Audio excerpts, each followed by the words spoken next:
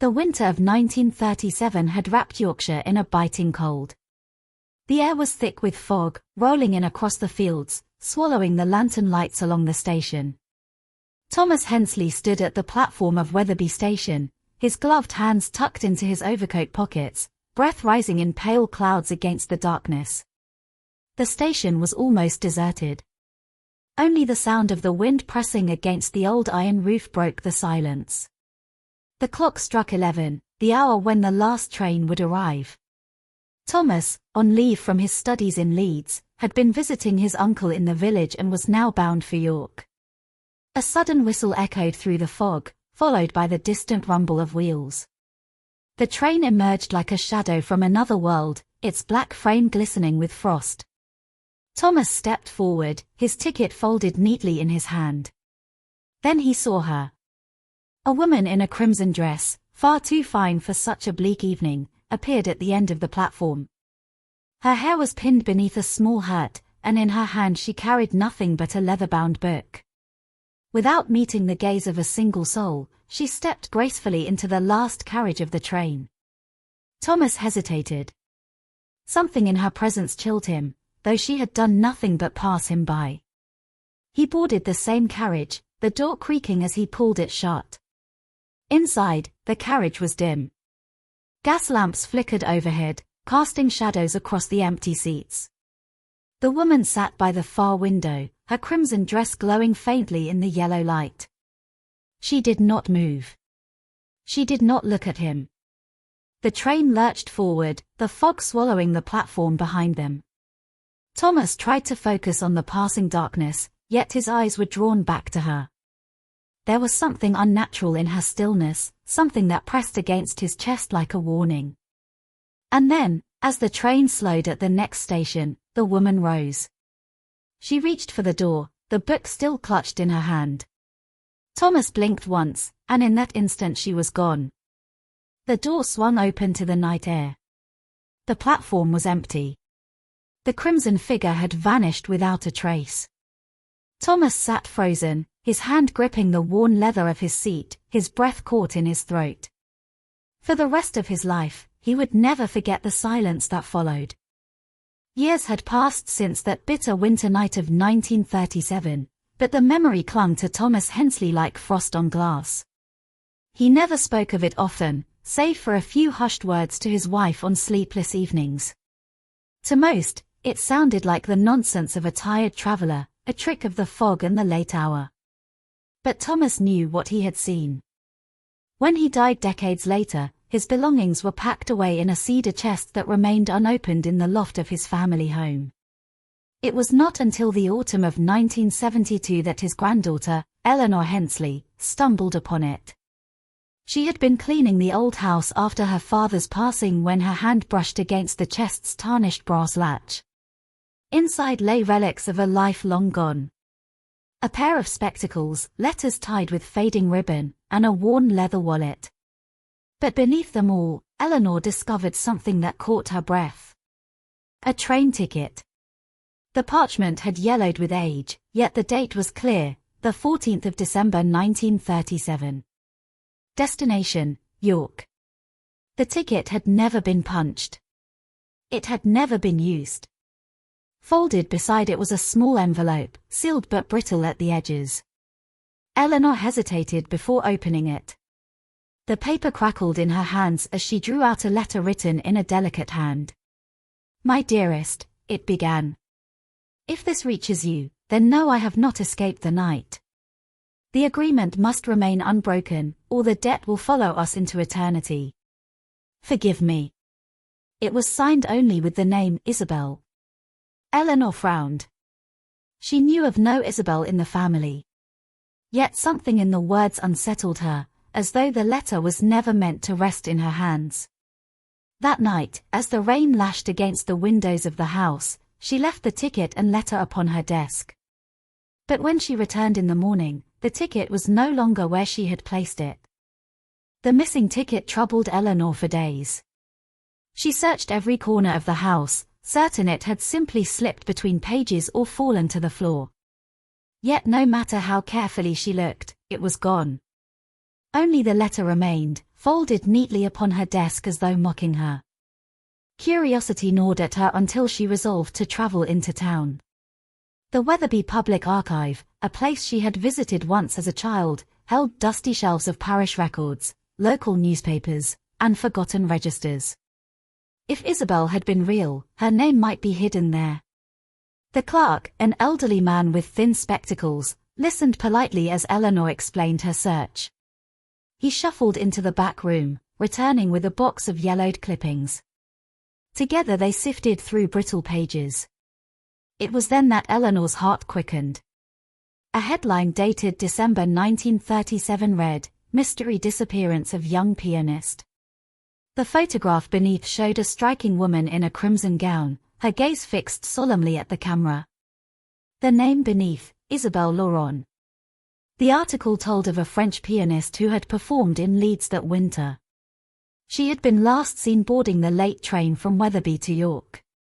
Witnesses claimed she carried nothing but a leather-bound notebook. She never arrived. No body was found.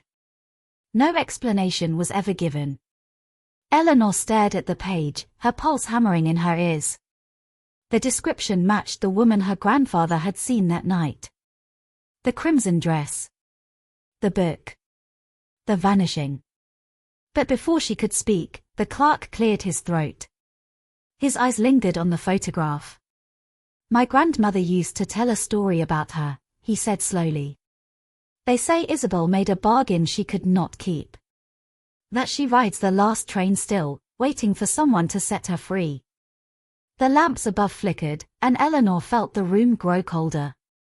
She closed the newspaper carefully, but the words of the clerk stayed with her, echoing long after she left the archive. That night, when she returned home, the missing ticket was waiting on her desk once more. Sleep refused to come to Eleanor that night. The return of the ticket unsettled her deeply. She locked it away in a drawer, but each time the clock struck the hour, she thought she could hear the faint rustle of paper as if it longed to be touched again. The days that followed brought no peace. One evening, as rain battered the old house, Eleanor sat by the fire reading the letter once more. Her eyes lingered on the line, "The agreement must remain unbroken." She whispered the words aloud, and as if in answer, a sound rose faintly through the silence of the house. A piano. The notes were fragile, drifting as though carried by the wind. Eleanor froze, listening. The melody was haunting, its rhythm delicate, but it came from nowhere she could see. There was no piano in the house. She rose from her chair, heart pounding, and followed the sound. Through the hallway, past the portraits of her family, the music seemed to lead her upwards. The stairs creaked beneath her feet as the sound grew stronger. At the top floor, by the loft door, the music reached its clearest. A soft, sorrowful piece, as though played by invisible hands. Eleanor reached for the door handle with trembling fingers. The loft was dark, the air filled with dust and the scent of cedar. The piano notes ceased the moment she stepped inside. Only silence remained. Yet on the wooden floor, illuminated by a shaft of moonlight through the small window, lay the train ticket once more. This time it was marked with fresh ink across the back. Return to the station. Eleanor clutched the paper in disbelief. The ink shimmered faintly, as if still drying. The words on the ticket refused to leave Eleanor's thoughts. For days she avoided them, convincing herself it was nothing more than some cruel trick of her imagination. Yet every night, the faint strains of piano music returned, urging her towards the same place. At last, unable to bear the torment, Eleanor made her way to Wetherby Station. The building had changed little since her grandfather's time. The brick walls were blackened with soot, the iron roof groaned under the weight of years, and the platform stretched out into the fog. It was nearly midnight when she arrived. The station was deserted, save for a single lantern that flickered against the cold. Her footsteps echoed sharply as she walked along the empty platform. Then the air shifted. A whistle pierced the silence, low and distant, followed by the slow rumble of wheels. Eleanor's breath caught. She had not seen a train listed for this hour. Through the fog it came, as though conjured from memory itself. An old locomotive, black with frost, pulling carriages lit by trembling lamps. It slowed, steam hissing, until it stood waiting before her. The last train. Her heart pounded, yet some unseen hand seemed to push her forward. The ticket burned faintly in her pocket as she stepped towards the final carriage. Its door opened with a reluctant groan, as if recognizing her arrival. Inside, the air was heavy with the scent of coal and something sweet, like faded perfume. The seats were empty, except for one figure at the far end. A woman in crimson. She sat by the window, her face pale against the dark glass, hands resting upon a leather-bound book. Slowly, she turned her head. Her eyes found Eleanor's, and though her lips did not move, a voice whispered within Eleanor's mind. "You carry his blood. And now, the debt is yours." Eleanor's hands shook as she gripped the back of a seat. The train lurched forward, though she had never felt it begin to move. Outside the windows, no familiar countryside rolled past, only endless darkness, pierced now and then by flashes of pale light, like lightning without thunder. The woman in crimson lifted her head. Her eyes were pools of sorrow, yet sharp as blades. She held out the leather-bound book, opening it upon her lap. Its pages were filled with signatures, written in different hands, some bold, others trembling. At the bottom of the final page, Eleanor saw her grandfather's name, Thomas Hensley. Her heart stopped. "He boarded, as you have boarded," the voice murmured, filling her mind. "He made a promise, to carry what was owed, so I might be free. But he faltered. He left me bound." Eleanor tried to speak, but no sound escaped. The train rattled as though mocking her silence. The woman's pale fingers turned another page. More names, more dates, stretching back through decades. Each took the debt. None could bear it. And so it passed on. Until now. Eleanor forced her lips to move. "What is the debt?" The woman's eyes burned. "A soul. One bound for every bargain broken." He thought he could refuse. But the train collects what is promised, no matter the cost. The carriage shuddered, and the lamps flickered. Eleanor clutched the seat, panic rising. "Why me?" she whispered. "Because you carry his blood," came the answer, cold and unyielding. "The promise does not die with the man. It lives through his line." The leather book snapped shut. The woman rose to her feet, her crimson gown brushing the floor like a spill of blood. She extended the book towards Eleanor. "Sign, and the train will take you in his place." The book trembled in Eleanor's hands as she took it. The leather was cold, slick as though damp with unseen dew. The empty line beneath her grandfather's name seemed to glow faintly, waiting for her pen. Her pulse thundered.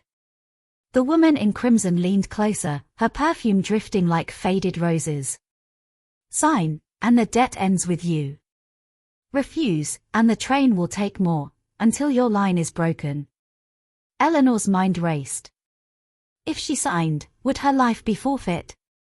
If she refused, would her family forever be hunted by this curse?